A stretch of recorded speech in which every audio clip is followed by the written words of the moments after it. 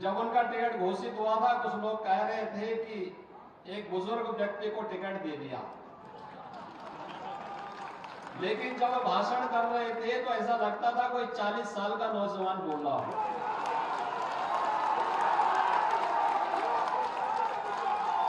अच्छे अच्छे जवान उनके सामने फेल हैं। और पिछले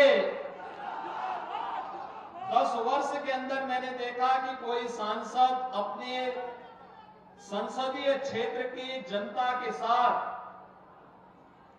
वहां की सुख दुख की, उनकी समस्या हो, विकास से जुड़ी हुई कोई समस्या या आपदा से संबंधित कोई समस्या, जितनी त्वरित और जितनी सहानुभूतिपूर्वक वे यहां के गरीबों के साथ, गांवों के साथ जुड़े हुए हैं, अन्य इस प्रकार का जन सांसद मिलना बहुत कठिन है। और मैं इसके लिए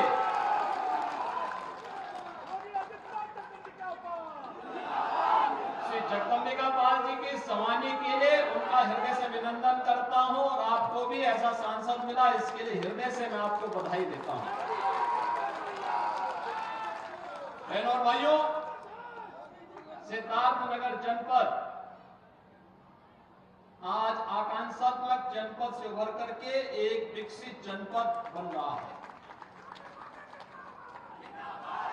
आकांक्षात्मक जनपद यानी पिछड़ा जिला ये था ही इसलिए क्योंकि यहां पर बुनियादी सुविधाएं नहीं थी। शासन की गरीब कल्याणकारी योजनाओं का लाभ किसी गरीब को नहीं मिल पाता था।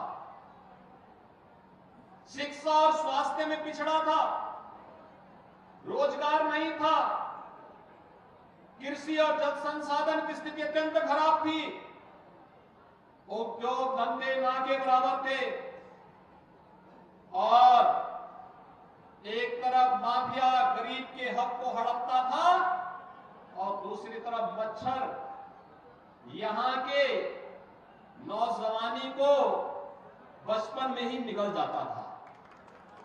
इंसेफ्लाइटिस से सबसे अधिक पीड़ित कोई जनपद था, उनमें से सिद्धार्थनगर जनपद भी एक था। मैंने अपनी आंखों से पिछले 30 वर्ष के अंदर हजारों बच्चों को इंसेफ्लाइटिस की महामारी से काल कलवित होते हुए देखा है।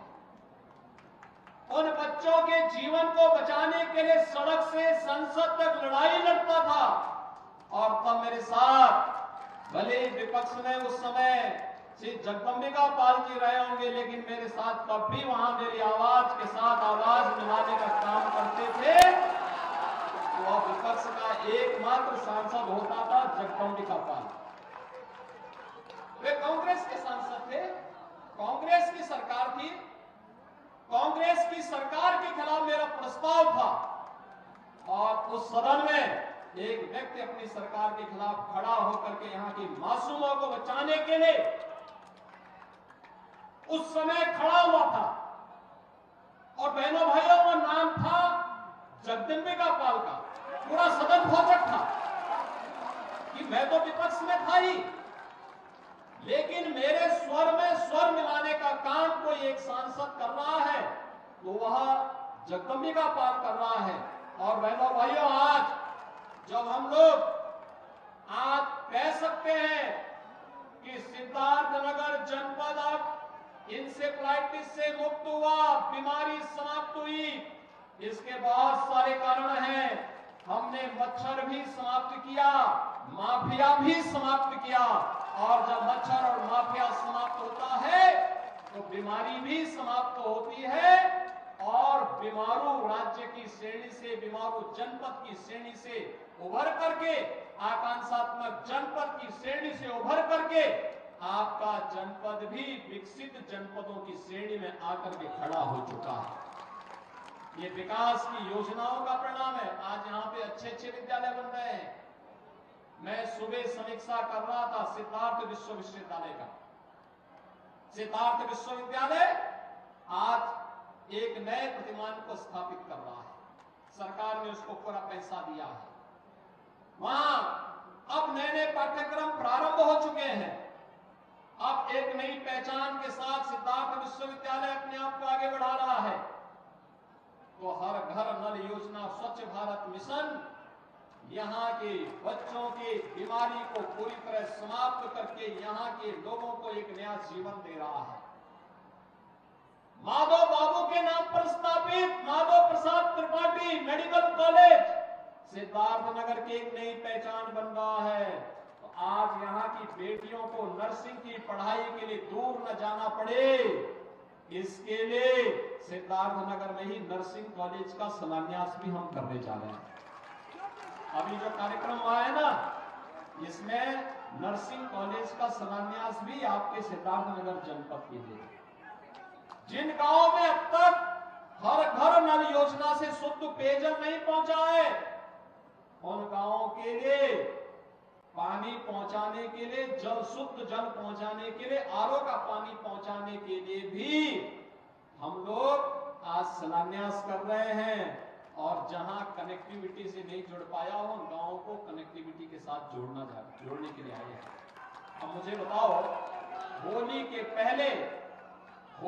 पहले 1900 करोड़ रुपए का उपहार एक बार फिर से सिद्धार्थनगर जनपद वासियों को प्राप्त हो रहा है। इसके लिए बधाई, आप सबको बधाई, पूरे सिद्धार्थनगर वासियों को बधाई। बहनों भाइयों, आज हमारा भारत बदल चुका है। हमारा भारत बदल चुका है। दुनिया में भारत का सम्मान बढ़ रहा है। पूरी दुनिया के अंदर कहीं भी भारतवासी जाता है, सम्मान की निगाहों से देखा जाता है। हमारी सीमाएं सुरक्षित हुई है। देश के अंदर आंतरिक सुरक्षा की स्थिति सुदृढ़ हुई है। विकास की बड़ी बड़ी योजनाएं आ रही हैं। कहीं हाईवे, कहीं रेलवे, कहीं एयरपोर्ट, कहीं गांव की बेहतरीन सड़क, 4 लेन 2 लेन की सड़कें गांवों को जोड़ रही हैं। गरीब कल्याणकारी योजनाओं का लाभ हर गरीब को प्राप्त हो रहा है। राशन की सुविधा, 4 साल से हर गरीब को फ्री में राशन, अगले 5 वर्ष तक लगातार प्राप्त होगा। 5 लाख रुपए की स्वास्थ्य बीमा का कवर हर गरीब को दिया जा रहा है।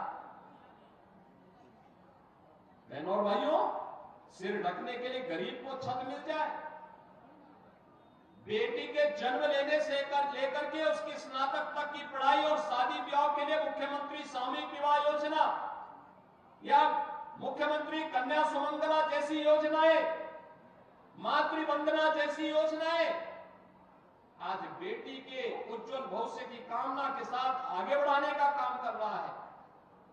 ढेर सारी ऐसी योजनाएं, हस्तशिल्पियों के लिए पीएम विश्वकर्मा और मुख्यमंत्री विश्वकर्मा श्रम सम्मान की योजनाएं, 1 डिस्ट्रिक्ट 1 प्रोडक्ट के माध्यम से आपके जनपद के काले नमक चावल को वैश्विक मान्यता प्राप्त हो जाना, ये एक नए भारत के रूप में हम सब की पहचान को प्रदर्शित कर रहा है। इस नए भारत में मेरे बहनों और भाइयों, इस नए भारत में हमारे नौजवान के लिए आजीविका भी है, तो हमारे आम नागरिक की आस्था का सम्मान भी है। आस्था का सम्मान भी है। आप सोचिए, 500 वर्षों का इंतजार समाप्त किया ना, अयोध्या में राम मंदिर का निर्माण हुआ ना, रामलला का विराजमान हो गया है ना। आप मुझे एक बात बताओ, कितने लोग गए अयोध्या? सिद्धार्थनगर जनपद में काफी लोग जा चुके हैं। आपको मैं एक बात बताऊं, 22 जनवरी यानी 23 जनवरी से लेकर के 10 मार्च तक 1 करोड़ श्रद्धालुओं ने अयोध्या में अब तक दर्शन किया है। 1 करोड़ श्रद्धालुओं ने, और ये पूरे देश के अंदर के थे। हम लोगों ने उत्तर प्रदेश वासियों से कहा था, पहले देश के लोग करेंगे, फिर उसके बाद में हम लोग करेंगे। और दर्शन वहां पे आज भी हो रहा है। कल मैं अयोध्या में था, लाखों लोग आ रहे हैं, दर्शन कर रहे हैं। अब आप लोग भी जाइए, दर्शन दर्शन करके आएंगे। आप मुझे बताओ, ये जो गरीब को राशन मिल रहा है, क्या ये कांग्रेस सपा बसपा के लोग दे पाते? क्या ये फ्री में राशन दे पाते? ये गरीब को जो मकान मिल रहा है, क्या ये कांग्रेस सपा बसपा के लोग दे पाते? ये 5 लाख रुपए की स्वास्थ्य बीमा का कवर क्या ये लोग दे पाते? और ये जो गरीब को राशन की सुविधा का लाभ मिल रहा है, क्या ये कांग्रेस और सपा बसपा के लोग दे पाते? तो जब ये लोग दे नहीं सकते हैं, जब ये लोग आपका सम्मान की रक्षा नहीं कर सकते हैं, आपकी आस्था को भी सम्मान नहीं दे सकते हैं, तो फिर उनको अपने सिर पर बिठा करके ढोने की आवश्यकता भी नहीं है। मैं यही कहने के लिए आया हूं। आज भारत प्रधानमंत्री जी के उस संकल्प के साथ आगे बढ़ा है जो उन्होंने आजादी के अमृत महोत्सव के वर्ष पर भारत वासियों से कहा था, विकसित भारत के लिए।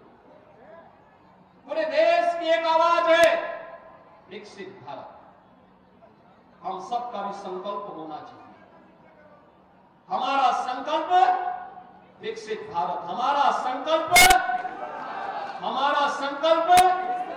विकसित भारत। और विकसित भारत के लिए विकसित उत्तर प्रदेश आवश्यक है।